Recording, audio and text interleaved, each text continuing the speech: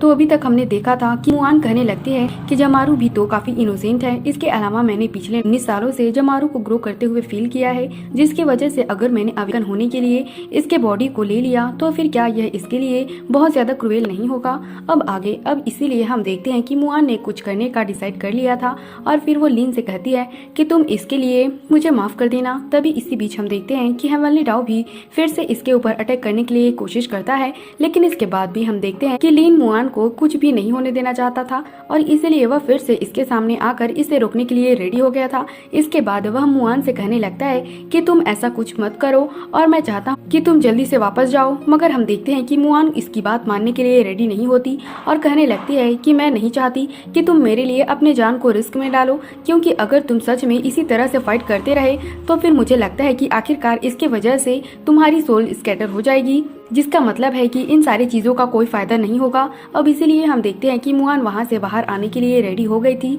और कहने लगती है कि मैं इसी जन्म में आपके प्यार से सेटिस्फाइड हूँ। इसके अलावा मैंने तो आज भी आपको देख लिया और इसीलिए यह सच में किसी चुराए गए हैप्पीनेस के जैसे है। इसके बाद वह इसे कहने लगती है कि मेरा हार्ट फेल नहीं हुआ, इसलिए यह लव तो कम्प्लीट है। मगर इसके बाद भी हम देखते हैं कि लीन ऐसा कुछ नहीं होने देना चाहता था, इसलिए वह इस बात से काफी गुस्सा हो जाता है और फिर मुआन को रोकने की कोशिश करता है कि तुम ऐसा कुछ मत करो। तभी हम देखते हैं कि हेवनली डाओ फिर से इसके ऊपर अटैक करने के लिए आ गया था, लेकिन इसके बाद भी हम देखते हैं कि लीन इसके सामने आकर खड़ा हो जाता है और फिर कहता है कि मेरे होते हुए तुम इसे छूने की भी हिम्मत मत करना। इसके बाद हम देखते हैं कि उसने गुस्से में अपने पावर से अटैक करके इसके पावर को डिस्ट्रॉय कर दिया था। इसी के साथ वह अपने लाइफ एंड डेथ वाले आर्टिस्टिक कंसेप्शन का भी यूज करने के लिए रेडी हो जाता है। जिसके बाद वहीं हम देखते हैं कि हेवनली डाओ इस बात से पूरी तरह से हैरान हो गया था और फिर वह सोचने लगता है कि आखिरकार यह है कौन, क्योंकि एंशिएंट टाइम से किसी भी एंशिएंट गॉड के पास में ऐसी आर्टिस्टिक कंसेप्शन नहीं है। इसके बाद हम देखते हैं कि वह भी अपने पावर का यूज करके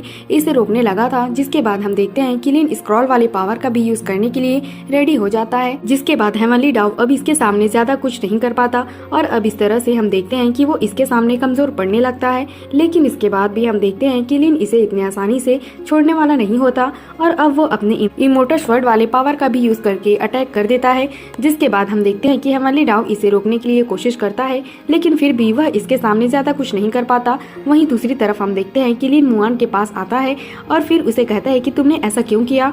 जिसके बाद मुआन उसे कहने लगती है कि तुम मुझे प्रॉमिस करो कि तुम अपना ख्याल रखोगे। तब इस पर लीन गुस्से में चिल्लाते हुए कहता है कि नहीं, क्योंकि असल में वह किसी भी कीमत पर मुआन को नहीं खोना चाहता था। इसलिए इसके बाद भी हम देखते हैं कि मुआन ने इसके लिए डिसाइड कर लिया था। जिसके बाद वह इसे कहने लगती है कि आज आपको फिर से देखकर मुझे काफी अच्छा लगा, इसलिए मैं तो पहले से ही आपसे सेटिस्फाइड हूँ, जिसके वजह से मैं चाहती हूँ कि आप मुझसे प्रॉमिस करो आप अपना अच्छे से ख्याल जरूर रखोगे। जिसके बाद हम देखते हैं कि इसके ऐसी बात सुनकर लीन काफी रोने लगता है, जबकि वहीं हम देखते हैं कि मुआन यहाँ से गायब हो गई थी और इसीलिए हेवनली डाओ भी यहाँ से चला जाता है। वहीं लीन उदास होते हुए कहने लगता है कि मैंने सैकड़ों सालों से कल्टीवेशन किया, मेरे हाथ भी ब्लड से कवर हो गए, लेकिन इसके बाद भी मैं तुम्हारे पीसफुल लाइफ को प्रोटेक्ट नहीं कर सका। जिसके बाद वह कहने लगता है कि मैंने तुम्हारे लिए हेवनली डाओ से 2 बार फाइट किया, लेकिन फिर भी आखिरकार मैं इसमें कुछ नहीं कर सका और मैं हेवनली डाओ से हार गया। मगर तभी अचानक से हम देखते हैं कि वह जोर जोर से हंसने लगता है और फिर कहता है कि हेवन तो ऐसे ही लोगों के साथ में खेलता रहेगा। इसके बाद अगले सीन में हम देखते हैं कि वह उदास होकर जा रहा होता है, जहाँ पर वह कह रहा होता है कि मैंने हेवनली डाओ को हराया, लेकिन फिर भी हेवन की विल ने मेरे साथ में चालाकी कर दिया। तभी इसी बीच हम देखते हैं कि यहाँ पर 2 बीस्ट होते हैं जो कि इसके ऊपर अटैक करने के लिए रेडी हो जाते हैं। वहीं लीन सोचने लगता है कि यह लाइफ और डेथ क्या है। जिसके बाद हम देखते हैं कि वे दोनों बीस्ट इस पर अटैक करने के लिए आते हैं, लेकिन लीन ने अपने पावर का यूज करके उनको बहुत ही आसानी से मार दिया था। जिसके बाद हम देखते हैं वह फिर से काफी अजीब तरीके से हंसने लगता है और फिर वह कहने लगता है कि सब कुछ तो हेवन का विल है, क्योंकि मैंने इमोर्टल ट्रांसफॉर्मेशन के थ्रू लाइफ और डेथ के डाउट को समझा, जिसकी वजह से मुझे रियलाइज हुआ कि बारिश आसमान से गिरती है, जिसका मतलब है कि जन्म हेवन से हुआ है और फिर वह धरती पर आकर खत्म हो जाता है, जिसके वजह से लाइफ को लाइफ के जैसे देखना और डेथ को डेथ के जैसे देखना, जैसे कि मैंने सीनियर जुई और उस लेडी के लव को देखा। इसलिए मुझे लगता है कि सीनियर जुई की डेथ उसकी लाइफ है, जिसके वजह से एक तरह से इसका मतलब है कि लाइफ को लाइफ के जैसा नहीं देखना और डेथ को डेथ के जैसा नहीं देखना, क्योंकि अब हेवन की विल और क्रिएशन की वजह से मुआन की डेथ लाइफ में है और लाइफ डेथ में है। अब इस तरह से हम देखते हैं कि आखिरकार उसे इसके बारे में समझ आ गया था और फिर वह कहने लगता है कि लाइफ अभी भी लाइफ है और डेथ अभी भी डेथ है। इसके बाद वह कहने लगता है कि इसका मतलब है कि इस दुनिया से जो गुजर जाए उसे गुजर जाने देना चाहिए, जबकि जो एक्सिस्ट करता है उसे एक्सिस्ट रहने देना चाहिए। फिर वह कहने लगता है कि जैसे कि बारिश का जन्म हेवन से हुआ है, इसलिए वह अर्थ पर आकर खत्म नहीं होता, बल्कि वह तो इसे और भी ज्यादा ग्रेट बनाता है और यहाँ पर वो और भी न्यू लाइफ को देता है। इसके बाद वह कहने लगता है कि यह सारा ट्रांसफॉर्मेशन असल में लाइफ और डेथ है। और फिर हम देखते हैं कि वह सारी चीजों के लिए मुआन को थैंक यू भी कहता है। इसके बाद हम देखते हैं कि वह इस चीज के बारे में सोचकर काफी उदास हो गया था और फिर वह अपने फादर और मदर के सोल को भी बाहर निकालते हुए कहता है कि मैं आपके जिंदा रहते हुए अपनी ड्यूटी पूरी नहीं कर सका, जबकि डेथ के बाद मैं आपको रिवाइव करने के लिए ऑब्सेस कर रहा था, जबकि मैंने आपसे कभी भी यह नहीं पूछा कि आप असल में चाहते क्या हैं। लेकिन अब असल में आपके बेटे को लाइफ और डेथ के बारे में समझ आ गया, जिसके वजह से मैं आपको ऑब्सेशन से आजाद करना चाहता हूं, क्योंकि उसके बाद आपको यहाँ पर रहना है या नहीं यह पूरी तरह से केवल आपकी चॉइस है। जिसके बाद हम देखते हैं कि इसके फादर और मदर के सोल इसे गले लगा लेते हैं और फिर हम देखते हैं कि वह कुछ देर के लिए इसके साथ में बिताए हुए पलों को याद करते हैं और फिर आखिरकार इसके बाद